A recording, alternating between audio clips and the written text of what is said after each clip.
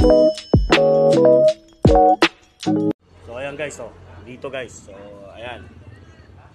Ayan, ang dami sticker. Maglalagay rin tayo dito syempre. So, magandang umaga mga boss. So, dito naman tayo sa Quezon Vlog. Welcome to my vlog. Yo guys, may napanood tayo na meron tayong nakita sa isang kapwa natin motovlogger na meron daw murang pagawaan ng stickers dito sa Along Mandaluyong area. So, malapit lang sa City Hall. So, try natin puntahan at magpapagawa tayo kasi maraming nangihingi sa atin. So, abangan ninyo kung saan at ibibigay ko ang exact location para doon sa mga gusto rin magpagawa ng mga stickers na katulad kong motovlogger. Kasi napakamura. Yung range na guys, alam nyo kung magkano? 45 pesos lang. So, tara, Mandaluyong area. Samahan nyo ako. Let's go!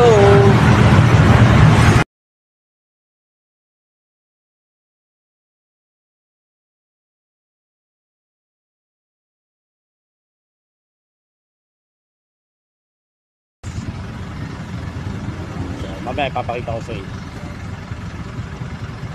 Iikot tayo para at least alam nyo na kapag nandito kayo sa Manila, pwede na kayong kumaliwa. Pero hindi tayo kakaliwa agad. Ikutin natin yung munisipyo. Para alam nyo kung manggagaling kayo ng Shaw Boulevard area or Taguig area, Makati area. So doon po, madali lang siyang makita. So, mamaya ikutin natin. So ayan, nag-green light na. Let's go!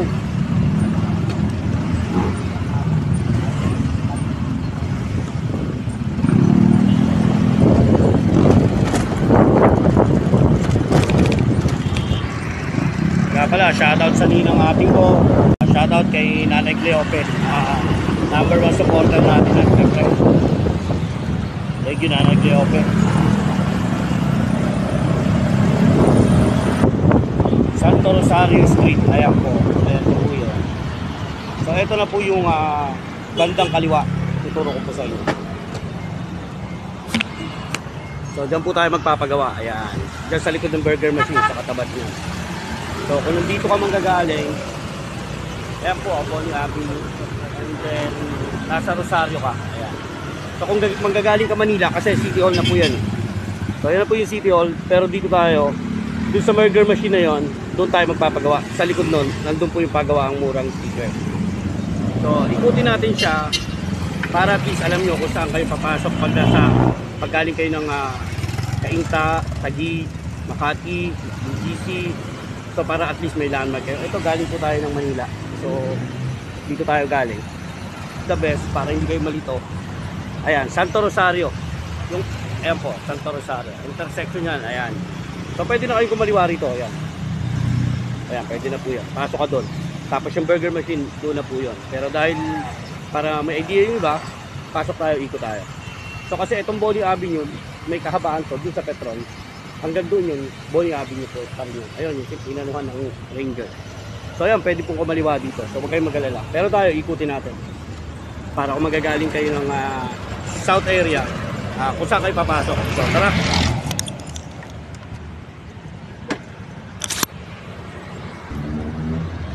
Ito guys, ito yung damba ng Alaala. Ito yung City Hall of Mandaluyong.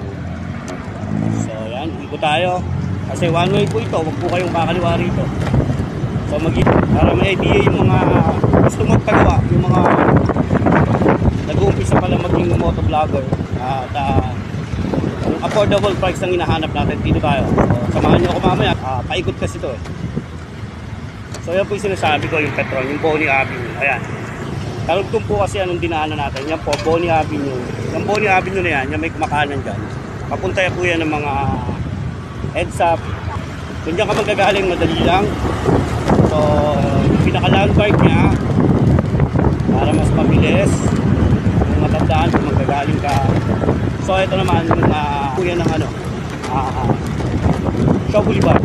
So, ito, kung galing ka naman ng Shaw Boulevard, dito ka lalabas. So, paikot lang po yan. Madali lang siyang hanapin. At ito po yung munisipyo ng Mandaluyong. Ayan, so, ito na po yun. Kung magagaling ka ng BGC, kasi iikot ka, so dito po, ito po yung landmark. Napakabilis lang guys. Hanapin mo po yung Tapa King. Yan po ay Bonnie rin yan, may silyo . So Ayan, tapaking, and then ayun, may silo. So, pasok ka dyan. Ayan, papasok tayo dyan. And then, unang kanto, kanan. Tara. So, ayan, samahan nyo ako. Kakanan tayo. Ayan. Tapos, Santo Rosario. Ayun, sa taas. Then, unang kanto. Ayan. So, eto. So, ayun, no. Papagawa kami, sir. So, ayan yung kanto noon. And then, eto lang. Ayan, andyan si Beatrice. So, may nakita na tayong mga sticker sa loob. Comment section yung telephone number nila. Mga tinbugo. So, ayan, nandito si sir. Sir. Ayan, sir. Saan ba matatagpuan tong ating paggawa ng pinakamurang sticker? Dito lang sa Mandaluyong sa Santo Rosario Street, Plainview. Malapit sa may burger machine. Pero pinakamalapit siya sa may tapaking pag kayo papunta dito. Punta lang kayo sa ACL. Ito yung mga sticker na binalag ni sir. Murang-mura lang yan, 4 pesos. Ang minimum po namin mga sir, 100 pieces, 400 pesos na yun sir. Laminated na yun sir. Ayun. Sir, So, yun. sir, napakamura at malaking tulong to sa aming mga katulad namin mga motovlogger. Sir, ano yung magiging quality na makikita namin na hindi siya mababasa? Ano po yung the best na masasabi mo? Kahit mura siya pero yung quality niya. Kayo na po makapagsabi na pag nakapagpagawa po kayo dito kahit mabasa po siya o dumikit po siya sa mga sticker na sa mga semento po na dikit po siya, lalo po mas madikit po siya sa mga motor o sa mga salamin po. Quality po yun. Wala po siyang, hindi po siya basta-basta nabubura o na pag nabasa po siya, hindi po siya po nagpe-fade.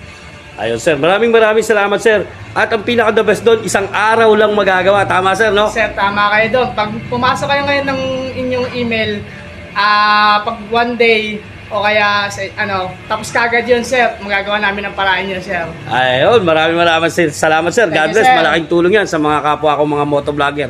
So ano pang hinihintay nyo sir? Invite nyo sila. Thank you sir, invite na kayo, punta na kayo dito sa ACL sa Santo Rosario Street, Mandaluyong City. Ayun, thank you and God bless. More power sir. Thank you.